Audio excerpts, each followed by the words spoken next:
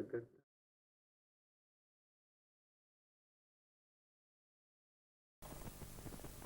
Good morning. Good morning. बैठ जाए। Thank you. नाम? नाम?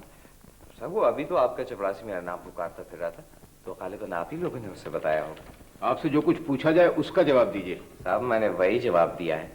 अब आप ही सोचिए कि नाम में क्या रखा है।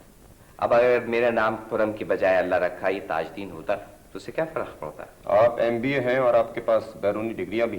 जी हाँ, मैंने एप्लीकेशन में सब लिख दिया है। आपने गालिबन गौर से नहीं पढ़ी। हमारे पास तो एक सीनियर किलर की जगह खाली है। साहब मैंने इश्तिहार गौर से पढ़ा था। आपकी क्वालिफिकेशन से ज्यादा है। तो कोई बात नहीं है, आपको जितनी जरूरत है रख लीजिए, बाकी की वापस कर दीजिए। और इसके अलावा आपके पास तजर्बे का कोई सर्टिफिकेट भी नहीं? सर्टिफिकेट? यानी सर्टिफिकेट की क्या जरूरत है, मैं जो मौजूद हूँ। मैं आपको शक्ल से बासलाहियत आदमी नजर नहीं आ रहा? आप बातें बहुत करते हैं, सर्टिफिकेट के बगैर कुछ नहीं हो सकता। देखिए जनाब, आप मुझे चैलेंज कर रहे हैं।